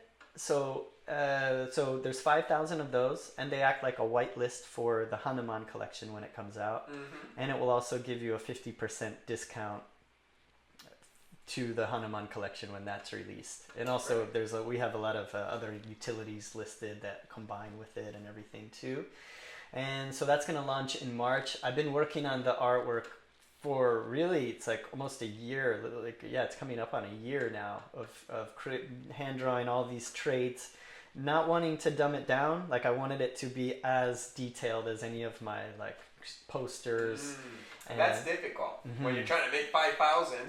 Yeah. Even with the AI combining it, still. You know. And thank you for actually working hard on some proper artwork that turns into NFTs, because once again we're bringing our own intention in medicine, and we want to transform something that perhaps is observed as like, oh, that's not that great. Well, let's bring great then. Yeah, make it great. Make it great. It's a tool. Let's use it and make some. Because to me, I'm using it as a tool to make artwork that gets me really excited. So thinking about 5,000 one-of-one super detailed images of Hanuman that are now existing in the universe and on the internet. It's the great lore about Hanuman is that Hanuman is a monkey that is all powerful, is a manifestation of God, but he's forgotten his powers. He was cursed to think that he's just a normal monkey until he would be reminded of his powers. And it's a metaphor for us that we are also this all-powerful being that have forgotten that we have this ability, forgotten that we're just consciousness and that we're co-creating this reality around us. So the big motivation for me and the excitement about making all these images of Hanuman, I'm making them to remind Hanuman of his powers, to continue telling his story. They say that he exists here on earth as long as people keep telling his story. And so I want to really make his story well known here in the West and in different places that haven't heard of it. And to help us all remember that we really are these infinitely powerful beings that have just forgotten, and we can reawaken. Right. That's super important, man. These proper metaphors of our reality and reflections of who we want to become. And that's why like NFTs didn't really resonate with me at the beginning, because all these like lazy apes hang out on a yacht. I got no relationship to that. I don't care. Like, sure, being on a yacht would be fun, but is that like what I'm trying to represent? Or being a billionaire this, or it's all about like this materialism and like, look at me, I got money and I'm flaunting it with you now with this thing. It's like, no man, that's not my vibe. Let's take it back. It's not about like flaunting our material richnesses. Let's try to find our spiritual richnesses by finding resonant beings around us that remind us that. That's the true richness. I like that. Yeah, I feel the same way about it. And those who were using it in that way, I guess what they did for us is they proved the model. They showed that it could work. They showed that this is a way we could develop our own currency in between us as collectors of these things, as communities. I love that idea of creating our own ecosystem and having a community that we make things that we can trade each other and all of that. I think is great. And then, just like you said, taking it back and using it for good, it's so fascinating to me. So I'm really happy to be doing it and meeting other people who are using it for good as well. Totally. And I just want to clarify it. Being abundant and financially rich is not a negative thing. We deserve it. Everybody should be abundant. Everybody should have everything they need and you know, be sustained and happy and be able to afford a life where they do what they truly want to do, which is the best thing to use this abundance. So it's also not, we shouldn't be all like, oh, I shouldn't make any money, like money is bad. Like, hey, let's all use these new systems that are going against Babylon's system to be empowered to keep on sharing our light to our communities. Yeah, 100%. I realized that in my life, I was resisting abundance, resisting being able to invite and magnetize myself to have what I needed. a lot of just, you know, growing up with a large family, blue collar family, and worrying about, you know, not having this just abundance mindset. I realized there was a lot of inner work that I had to do in order to even welcome having these things come to me, and I'm still working through that really hard. But it's like, yeah, I don't think it's good for us also too, as people are viewing what we're doing. We want to be aspirational. If we're struggling to eat or to pay for our rent, it's so much harder to make beautiful artwork because your mind is distracted on all of these things that you have to figure out how to do. And if also too, if we're, you know, we're doing podcasts and we're like, you know, talking to people as, you know, teachers oftentimes, or inspirational people, we got to have our own house in order. We got to have our own bills paid, or else it's hard to... You can't show up. Yeah. You gotta be, you know, doing something else to pay those bills, and not be there and showing up to our weekly meetings and more. And I feel like the Web3 space has really made it fun to think about finances. Like, I'm now like, wow, it's really fun having a team and we're strategizing about how to make this successful and how to make it successful for those who invest in us. Right. That's what's neat too. It's like the more that we grow and expand, like so are they. And it's very creative. I've been very nicely surprised by my project. I went to the Galactic Gang also, like, not like I understood what it was enough to not feel dishonest about getting into it, but there was so much more to learn. And while we're doing it, all the time I'm learning, like, oh shit, there's so many aspects to it, and you gotta be creative in order to succeed and make up new things. It's like, oh shit, we're gonna be offering 3D assets that people can use in the metaverse now, and that's a way for people to gain more utility or benefits from staying with this community. So yeah, it's been very interesting, and I appreciate it. So last Wednesday night, I showed up to your weekly meditation, guided meditation you do at Root to Crown. And this, tell me a little bit about it. I find it very admirable. Admirable. Is that a word? Yeah, that's it. I find it very admirable that you offer a free guided meditation every week. You don't need to do this thing. You don't have to do anything for nobody. You could just take care of yourself, live in your personal bliss, but you show up for the people once a week. Tell me about this and why you do it. Well, how you end up being a giver, man. Yeah, the way that it came about, and thanks for, it was so nice to have you with us, with the meditation together. I always love sharing it with friends, and it was it's beautiful. Become thank you. Yeah, I'm glad that you got a lot of, I like to just be able to present these tools and techniques that have worked really well for me, and then allow people to have their connection with the self. And I never it's something, if I go back in time, I couldn't imagine myself even doing something like that. Especially like doing it on camera. I'd always had a fear of, you know, being in the, you know, the public, of being on camera, or public speaking. All of that kind of stuff seemed super foreign to me, and something I couldn't really imagine myself doing. And my meditation practice, I started meditating off and not, you know, just getting into it, like probably around 2011. So it'd been about a decade of trying out different techniques and practices and reading different scriptures and psychedelic experiences. And it was something that I never shared with anybody so much. It was like a personal practice. If I was meditating in the studio and somebody came in, like I quickly, you know, roll it up and put it away, you know, or whatever.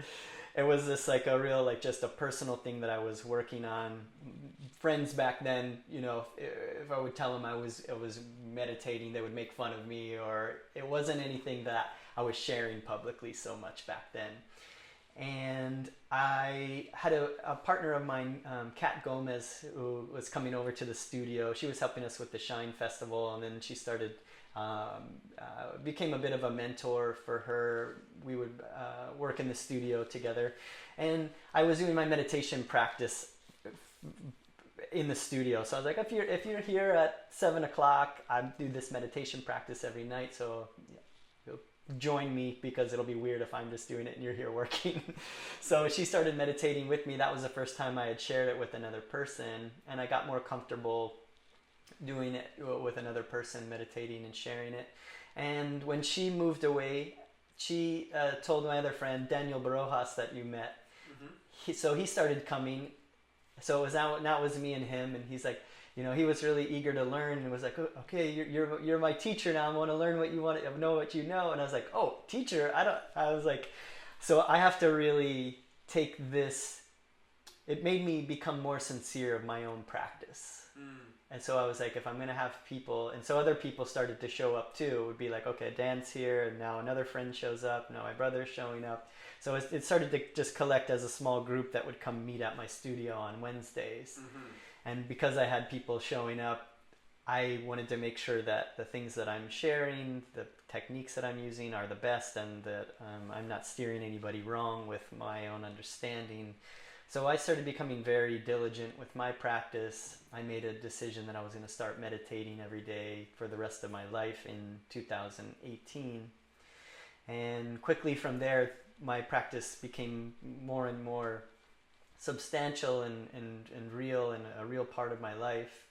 And that's when I discovered, it was about a year after meditating every day, that I felt like I was kind of coming to a precipice. I was kind of it always felt like I would have these really big experiences with psychedelics or with meditation practice, and that I would kind of put on the brakes because I didn't want to go any further without having like a real teacher and a path. I felt like I could be plunged into madness, or if I went any further, I was just like, okay, this is a precipice that I can't go any further until I have a teacher.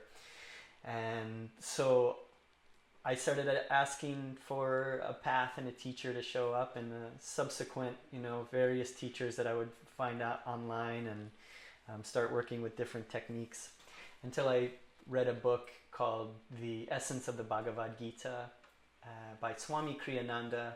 That was a channeled work through Paramahansa Yogananda, a great avatar guru. And when I read that book, just so many things were clicking in my mind. I just loved it so much, and that immediately led me into reading Autobiography of a Yogi from Paramahansa Yogananda. That book just blew my mind. It's so trippy, that one. Yeah. I read it in college, and it's like, what? This one guru is hanging out with a tiger, and they got all these magical powers that seem unbelievable, but at the same time, like, hey, physical reality is what we believe it to be. So if we believe past that, perhaps we manifest differently. Yeah, he had all this access to go find these great saints in India that most people wouldn't even know existed unless he went and met them and wrote these stories about them. So in our minds we think, we know how reality is, we know what's possible, what's impossible, but how can I say, like, I've been to India and I've been in the presence of great saints? Can I say, like, that those powers aren't a possibility? But that book, what really stood out to me is he was talking about the power of Kriya Yoga, this ancient meditation technique that was talked about in the Bhagavad Gita is a symbol of this ancient meditation practice. And in the path of Kriya, they also say that Jesus Christ was a great master of yoga, and that these teachings are resurrecting those old, ancient, tried and true techniques and teachings. And that's what I was looking for. I didn't want to fall for anything that I'd be embarrassed of later, or get into something that you would find out has shady characters involved. And I was really looking, I was like, I need a lighthouse. I need to know that when I'm in this like heightened, expanded consciousness state, that I could look to something when I didn't know what to do, when I would get into a state of like, I don't know what's right, I don't know what's right and wrong. That you can get into in a psychedelic experience sometimes. Right, you need your foundation and your groundation. And so I was asking, I was like, I want to have a lighthouse that can always guide me and show me what is light, what is love. And for me, that became Paramahansa Yogananda and his teachings and his techniques. And I always now have that center. I can always tune into it. And they say that you can do it with anything, any being. Look into their eyes, you get into a state of calm focus and look into their eyes and feel in your heart. And you can commune with that being. We may be doing it with a lot of people and not being aware of it, but with a great saint, if you're doing that, all of a sudden you could just feel joy, a specific type of joy that is associated with Yogananda, that's associated with any of the great saints that you want to connect with, if you want to, or even the deities, a certain ancient vibration that you can connect with. And now that's what I share for the meditation group. And so we've been doing it every week. As if I'm out of town, I'll have somebody else do it for me, my brother or other Kriyavans that will take it for me. And so yeah, we've just made it like a place that you can show up if you come on Wednesday. And we've gone through different places. It used to be at my studio. I lost the studio. We were at another little yoga place. We lost that one. We were back at here. We could only have 7 people max who would cram into my studio here and meditate during the pandemic.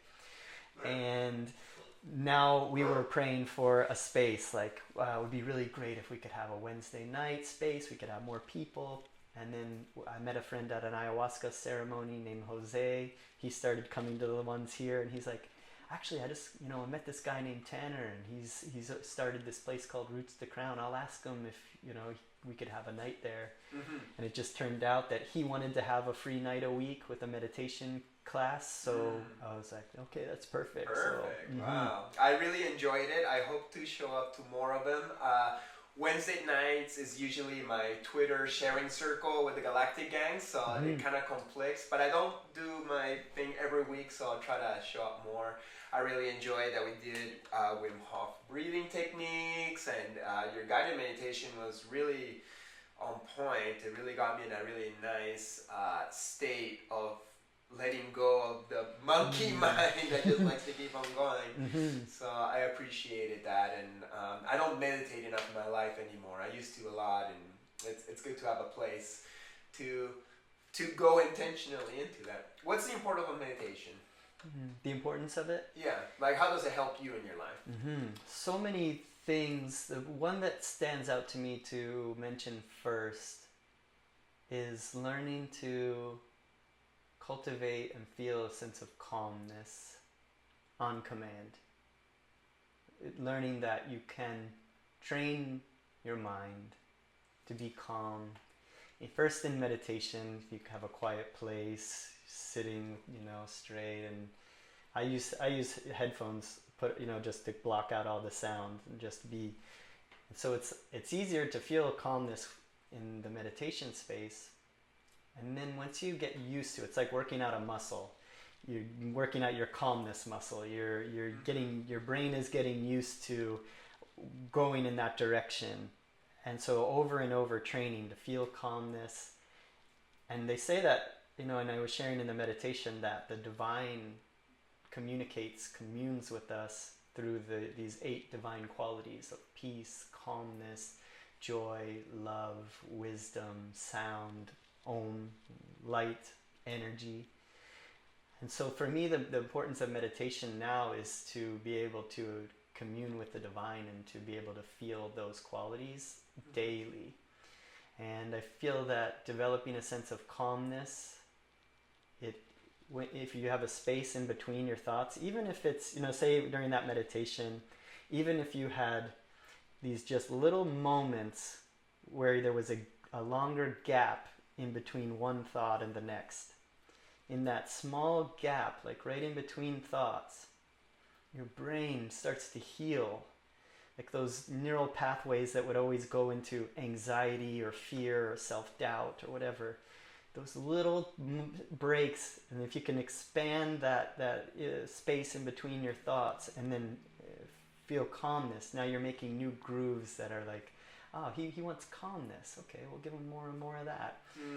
And now I realize that in my life, if there's difficult situations, or say like we were talking about the flight, if it's crashing, I can just remember that state of calmness and be able to use that in different situations in my life more and more. That's super important, because at least I think most of us suffer of some degree of anxiety. I know I do.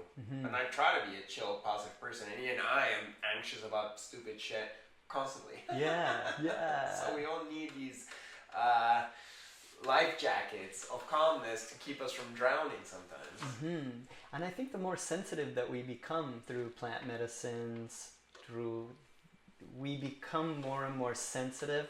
And I think we all call it anxiety. Like, I think a lot of people that are really good candidates for becoming, deeply spiritual, meditative people often have a lot of anxiety because we're noticing everything. And maybe when you become sober too, maybe it's like a lot of friends tell me, like, I used to drink so much and now I'm becoming sober and now I'm just noticing everything. So I have a lot of anxiety, where before you're just forgetting, just kind of numbing it. Right. The sensitivity grows, and the senses are good when it's love and pleasure and all that stuff, but it can also, like, short circuit you sometimes, because this world is overwhelming. What's your you were mentioning plant medicines. What's your experiences with those? Plant medicine, I owe so much to that, because I was so far away from having any conversations like this when I was younger. It's heavy metal, it's like straight edge hardcore heavy metal. I had all these rules, all of these, like, this is who I am, this is the kind of clothes I wear, this is the kind of music I listen to, the kind of friends that I hang out, this is the kind of ideas that I entertain and don't entertain. Very rigid, You got your boxes. Yeah. And it was when I first heard, it was a Joe Rogan episode #1 JRE podcast. That was the first time I had ever even heard of a podcast. I tuned into him, and then I started, hearing him talk about psychedelics in a positive way, a way to develop more conscious awareness and to really become the best version of yourself through it. And I'd never heard anybody talking about drugs in that way. It was a long time ago, and there wasn't so much literature about it that was coming into my filter, at least back then. And I remember the first time I heard him say DMT or, psilocybin, I was like, wait, what is this? What are you talking about? It was just like lights were going off of like, okay, this is for me. I like what you're talking about. I really feel like this is going to be powerful for me. And then soon after that, becoming interested in it, tattoo artist friend of mine, drops a bag of mushrooms, and tells me about the dosages and all of that. And it's like, it's funny how you get a calling towards it and then it shows up in your life. So when I started working with psilocybin, my mentor for it at the time was really, there wasn't a lot of stuff that I was finding, but it was Timothy Leary, and it was also learning about Ram Dass and Terence McKenna. Finding Terence McKenna videos. Right. And I did it in his way, like, he's like... High dosages in the dark? High dosage in the dark. And so I weighed it in gently at first, smaller dose, and then it was like, okay, I'm going to do the 5 grams, and that became the way that I do it. 5 grams of mushrooms by myself. That's a lot, man. I can go up to 3 with mushrooms, but then again, I'll go strong on ayahuasca, so... Yeah. What's your plant of choice? I would say the mushrooms has been my most regular practice. I like to, when I have a lot of things going on in my life, or if I've just completed a big project, if I need some space and there's just so much happening and my life feels like a conveyor belt, I'll take some time, just like, okay, take this day, use some psilocybin in my little meditation room. I also heard somebody, I heard at the end of a podcast, is like, well, what would you share with people? And he's like, next time you do your psychedelic experience, just sit in a chair, don't move, and just have the experience that way. So I started doing them in that way too. So psilocybin would be my like go-to for having that reset. I would feel like I had many years of space in that one day.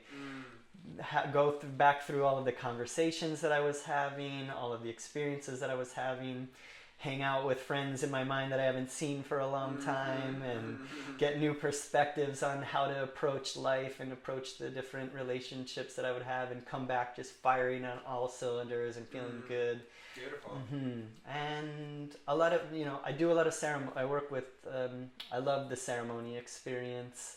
So ayahuasca, I've got a great group that I work with through ayahuasca with a Taita from Colombia that comes, named Taita Hector Ortiz, and they just got licensed as official legal organization now. So it's really cool to be able to do that official website, and so I can send people to that. Yeah, so you can legally do these beautiful things without the government telling you you're doing a crime.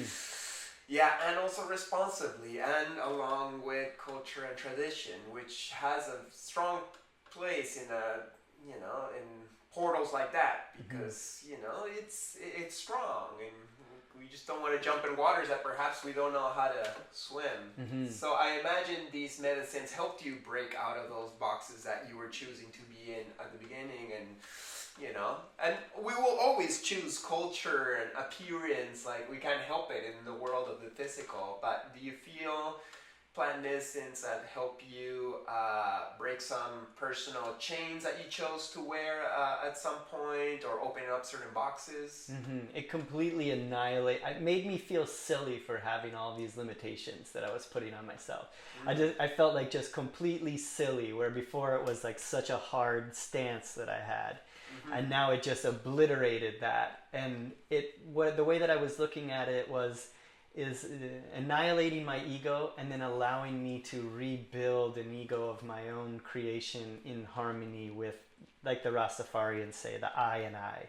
Like my ego now, I'm trying to actively make it a partner with the big I, and then the little I, and having it inform like how to rebuild this ego of one that I could be proud of, or I guess that's the right, but making one of that's in harmony with this song of life. So it really shattered the old versions of me, and it's helping me over. And obviously it's not like a silver bullet.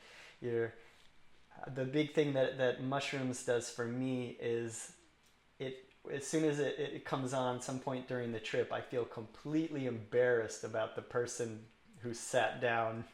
The things that I had like maybe a hard stance on, or an ego about, I just would be completely embarrassed of that person, and be like, thank God I'm now moving on as this new version of myself that's more open, that's more accepting, that's more loving, that's not so embarrassing. We try our best, and we love ourselves for our ups and downs. It's just part of the journey of self-discovery and realization. So, Chris, what would you say is the purpose of this existence? We're in physical plane, we're in bodies, we do things, we grow, we die. Why are we here? What are we experiencing? What's your point of view on that? I've adopted the view that it resonates so well with me, which Paramahansa Yogananda would say, that life is for our education and for our entertainment. So we're supposed to learn, and we're supposed to be entertained. So we come as souls to have this experience. Believe it or not, we chose this body, we chose this timeline, this is the best vehicle for our soul's growth. And if we treat it in that way, I feel like we can really just learn from if we do things that we're embarrassed of, or we feel like we made a mistake, then that just means that we're growing, and we're going to do it a little bit better the next time.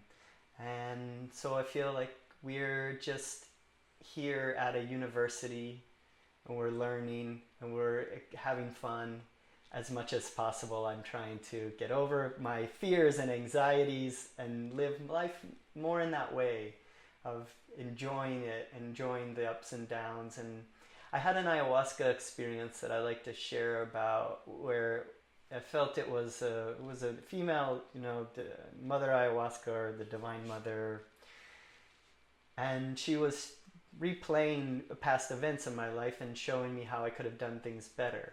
And I was like, wow, this is really great. It was feeling really nice. It was this motherly this inspiration that was coming through. And then I noticed while I was having that experience, my mind started now, the mind chatter started coming in. And then I started beating myself up for not doing it right. She was showing me these things and gently helping me correct it. But then I started like being upset with myself for doing it wrong and being like, oh, like I'm such a terrible person and I have so much work to do and all of that. And then it was like that presence came back online. She said, straighten your back, So I straightened my back. She's like, look at the fire and take some deep breaths, and I'm just reconnecting, centering. And then she's like, Chris, I'm only telling you these things so that you can improve and grow and learn.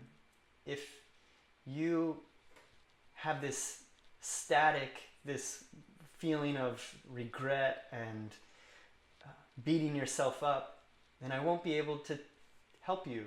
I won't be able to be your intuition or your inspiration. You'll be blocking me. So you should receive this in the way that you were doing it in the first way, and don't beat yourself up for making mistakes. With self-compassion, not guilt. Mm-hmm. Beautiful. Mm. In the same way that we can accept our own shortcomings as individuals, how do you observe the current condition of the human race? It seems like sometimes we can focus on all these bad things happening and bad potential timelines that we could go towards, and it just seems hopeless sometimes. We feel so small, and like nothing we can do can really help repair this craziness we're in the middle of, or perhaps it is what it is. And we just gotta accept it, and there's no wrong or right outcome to the situation.